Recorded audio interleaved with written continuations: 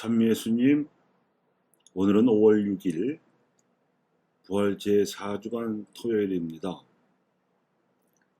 성모성월에 맞이한 성모신신비사로 봉헌하며 강론하겠습니다. 오늘 복음에서는 예수님께서 제자들의 발을 씻어주신 세종례의 가르침에 이어서 매우 중요한 깨우침을 주고 계십니다. 바로 나를 본 사람은 곧 아버지를 뵌 것이라는 말씀이 그것입니다. 하느님과 일치되어 계신 예수님의 신성을 뜻하는 이 말씀은 따라서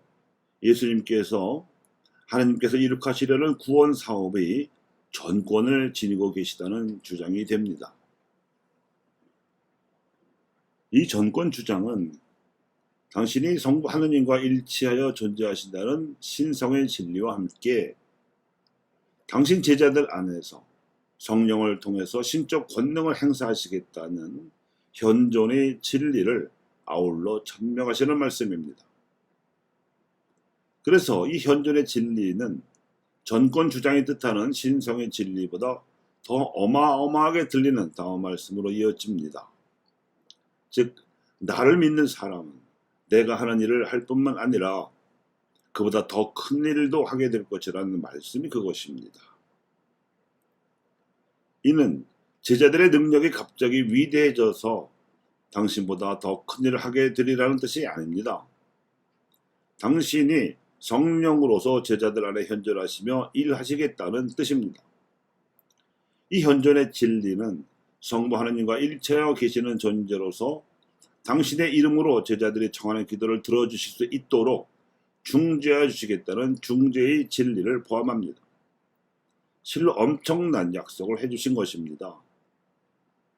그래서 교회와 그리스도인들의 공식 기도는 언제나 우리 주 예수 그리스도를 통하여 비나이다 라는 결문으로 마칩니다. 서로가 함께 지내며 가진 것을 자기 것이라고 여기지 않고 가난한 이들을 위해 내어놓고 모든 것을 공동으로 사용함으로써 사기 지은으로 나타나는 부활의 은총을 구현하는 공동체가 초대교회 그리스도인들이 체험한 발현 사건이었습니다. 탐욕이라는 세상의 죄에 물들지 않고 나눔을 실천했다는 점에서 상하지 못함의 은총을 받았고, 그로 인해 주변 사람들의 찬탄을 불러일으킬 정도의 매력을 발산함으로써 빛남의 은총을 받았으며, 자신들도 가난했던 고린도 공동체의 교우들이 대기근을 만나 궁핍해진 예루살렘 공동체의 교우들을 위해 헌금하여 나눌 정도로 빠름의 은총을 받았고, 이런 전통이 로마 제국의 강역 내에 널리 퍼져 있는 그리스도인 공동체에 무려 수백 년 동안이나 통공과 연대의 흐름으로 거대한 로마 제국의 박해마저도 이겨낼 수 있었기에 사무침의 은총을 받은 발현 사건이었습니다.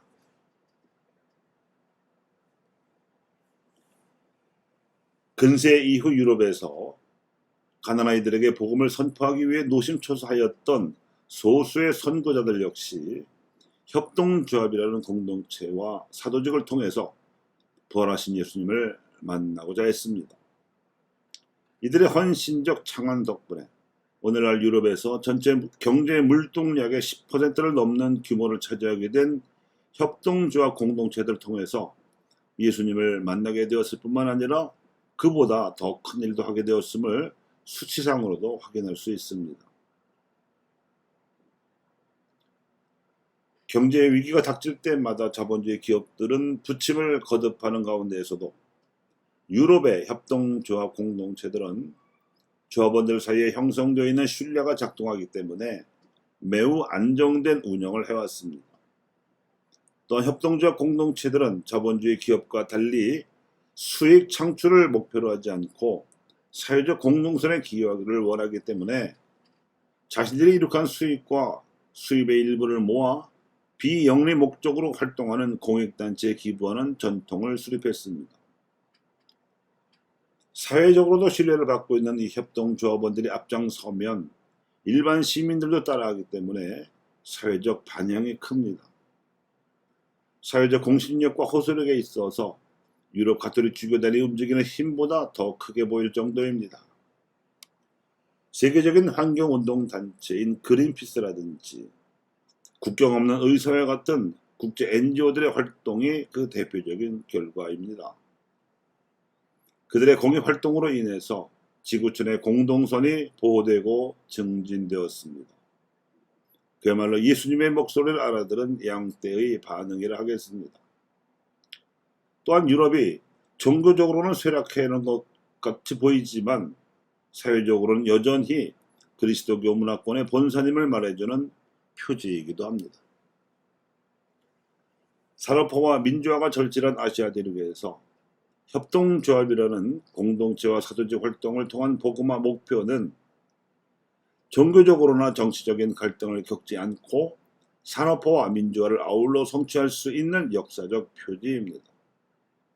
게다가 땅끝까지 구원을 가져다 주도록 내가 너를 다른 민족들의 빛으로 세웠다는 이사야의 예언이 아시아의 땅끝인 한반도에서 아시아의 다른 민족들에게 하나님의 빛을 전하라는 소명이 한겨레와 한국교회에 울려 퍼지는 한 더욱 그렇습니다. 특히 종교적으로나 정치적인 갈등을 피하여 복음화를 추진함에 있어서는 아시아 여러 민족들이 각자 자신들의 종교적 신념에 따라서 그리고 자신들이 주체가 되어 서로 섬기고 나누는 문화를 창출해냄으로써 얼마든지 가능한 길이 열려 있습니다. 이 길로 나아가면서 진리와 생명을 추구한다면 하느님의 집에 거처할 곳이 많다고 하신 말씀이나 나를 믿는 사람은 내가 하는 일을 할 뿐만 아니라 그보다 더 큰 일도 하게 될 것이라고 하신 말씀까지도 능히 실현할 수 있을 것입니다. 아울러 가난한 이들에게 하나님 나라의 행복을 전하는 일과 궁핍한 이들이 하나도 없게 되는 일이 실현될 것입니다. 그것이 협동조합이라는 공동체와 사조직 활동입니다. 교우 여러분, 초대교회에서 섬김과 나눔의 공동체가 출현할 수 있었던 배경과 원인에는 제자들이 사도로 거룩하게 변화된 과정이 있고 또 제자들의 거룩한 변화에는 성령 강림이 있었으며 이 성령께서 강림하시기 전까지에는 제자들의 흔들리던 믿음을 바로잡아 주시며 그 중심을 잡고 기도하시던 성모 마리아의 역할이 보이지 않게 숨어 있었습니다. 이것이 중요하면서도 위대한 복음화의 비결입니다. 오늘날의 복음화 과업에 있어서도 이러한 경로는 여전히 유효하고 적중합니다. 성모 신심을 간직한 여성 신자들의 역할이 기대되는 까닭입니다.